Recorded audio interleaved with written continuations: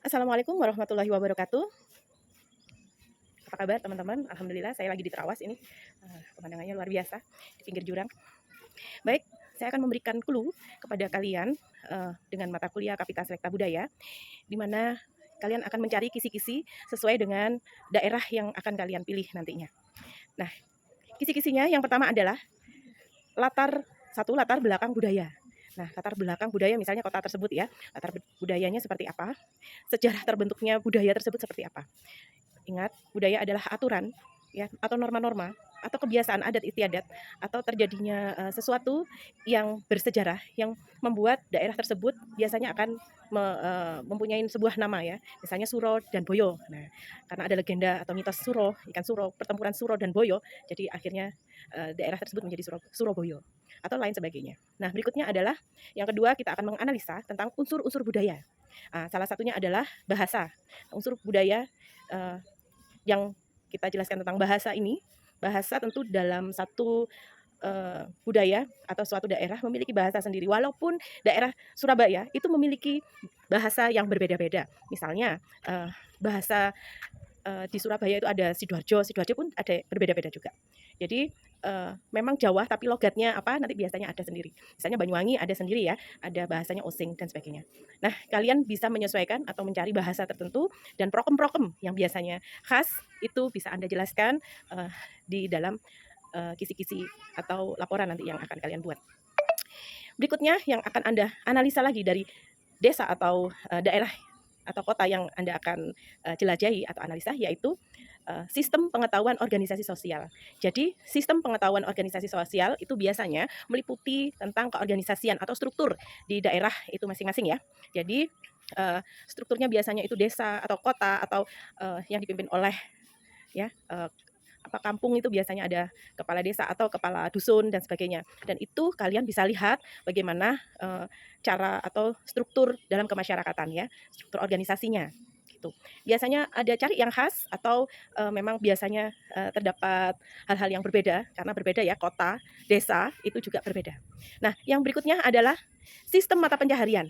Kalau tadi adalah sistem pengetahuan organisasi sosial, ya, berikutnya adalah sistem mata pencaharian. Jadi rata-rata di dalam desa atau kota itu kalian lihat apakah rata-rata mata pencahariannya seperti apa, ya, dan bagaimana. Nah, berikutnya adalah sistem peralatan hidup dan teknologi.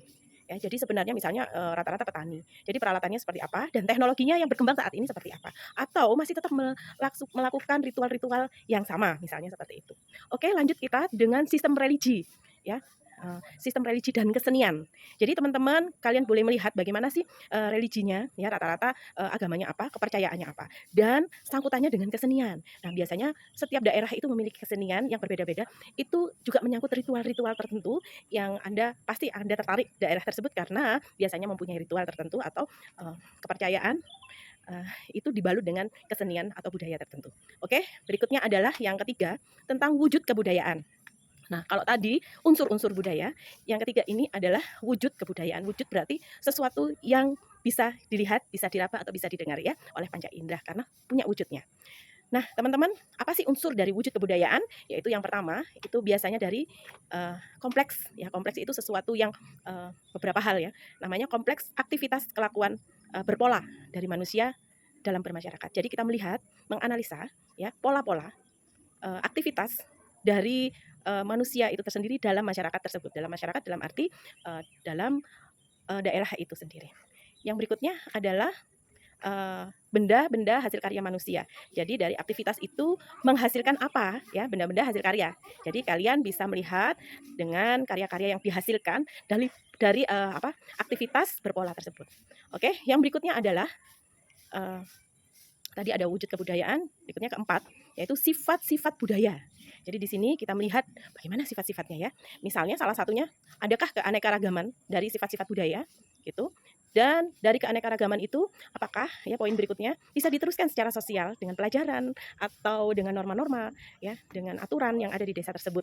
Ya, misalnya di dalam kota Sidoarjo itu biasanya kalau ada acara sebelum hajatan atau sebelum puasahan itu namanya megengan gitu kan. Itu biasanya ada kebiasaan-kebiasaan yang turun temurun.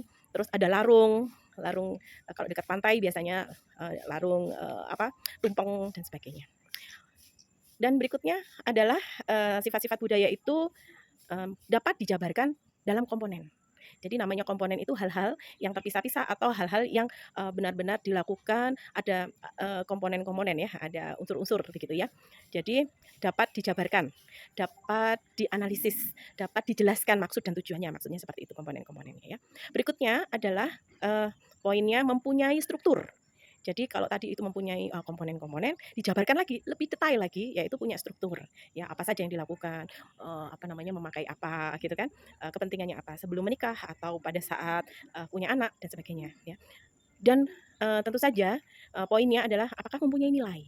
Ya, nilai adalah value yang termuat dari aktivitas-aktivitas atau sifat-sifat budaya.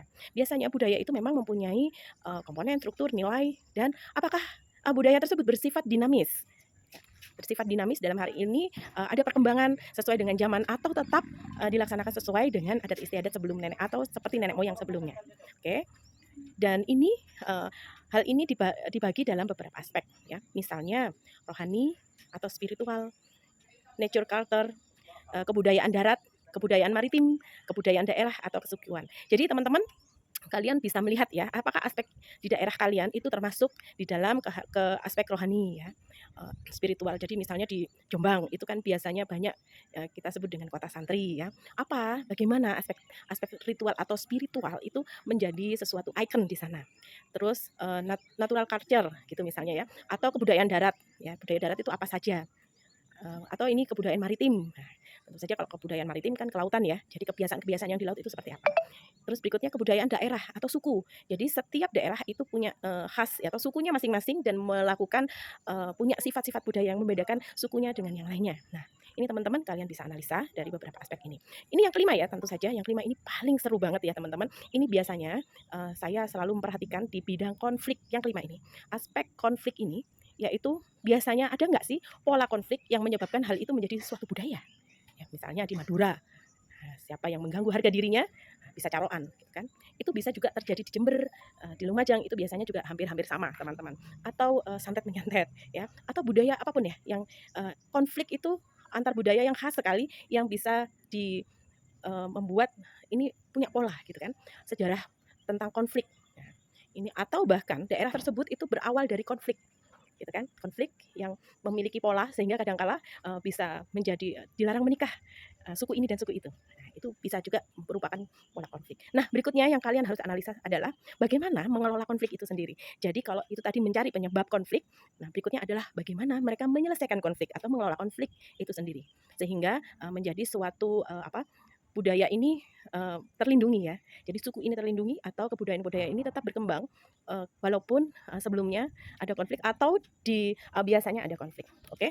Tentu saja yang keenam adalah kesimpulan. Teman-teman dari aspek-aspek atau unsur budaya tadi dan juga analisa-analisa kisi-kisi yang saya berikan tadi, kalian bisa ramu jadi satu atau bentuknya masing-masing boleh atau bisa dianalisa seluruhnya yang termasuk dari aspek-aspek unsur budaya, sifat budaya, konflik dan sebagainya. Itu yang terakhir adalah kesimpulan teman-teman. Tentu saja kesimpulan ini adalah pendapat pribadi kamu ya, mengungkap hal-hal unik yang tidak biasa, yang mungkin kamu baru tahu atau yang sudah ada kamu bisa mengulas di sini teman-teman kebiasaan-kebiasaan. Ingat, ini bebas dari agama. Ya, kita tidak membahas agama tapi kita membahas tentang budaya. Ya, karena di suku Jawa ini kalian tahu sendiri semuanya berasal dari Budaisme atau Hinduisme ya awal muasalnya, tapi kita semuanya dari suku Jawa biasanya dengan Kapitayan yang kita telah tonton kemarin di YouTube ya tentang asal muasal Pulau Jawa. Nah teman-teman, saya akan berikan waktu kalian 2 minggu untuk mengerjakan ini. Kerjakan dalam bentuk laporan dan nanti laporan tersebut akan dipresentasikan satu persatu. Daerah masing-masing tidak boleh sama satu dan lainnya. Jadi silakan Anda mengumpulkan ya nama-nama daerah itu di ketua kelas kalian masing-masing dan lalu kumpulkan ke saya dan dari ketua kelasnya dikirimkan langsung ke WA saya dan dari situ kalian lihat lagi, saya akan sharekan materi-materi lagi dan kalian bisa lihat apa yang harus kalian lakukan untuk membuat sebuah laporan. Saya senang sekali jika itu visual ya, bisa kalian lakukan wawancara ataupun datang ke tempat masing-masing daerah itu, atau kalian juga bisa melalui Google ataupun YouTube ya, tetapi saya yakin kalian akan menemukan sesuatu jika kalian datang sendiri. Dan banyak-banyak kalian melakukan wawancara tentu saja pada orang-orang juru kuncen atau orang-orang yang benar-benar tahu daerahnya masing-masing. Oke, teman-teman, saya anggap video ini mewakili mata kuliah saya yang kemarin tidak sempat saya berikan karena saya sakit. Jadi hari ini saya memberikan video untuk kalian bisa memahami materi yang harus kalian cari dalam 2 minggu nanti dan dikumpulkan kepada saya. Baik, terima kasih teman-teman. Saya masih healing-healing di sini dan saya undur pamit. Semoga kita akan ketemu lagi 2 minggu lagi dari sekarang. Kalian satu persatu akan mempresentasikan daerahnya masing-masing. Terima kasih. Wabillahi taufik wal hidayah. Wassalamualaikum warahmatullahi wabarakatuh.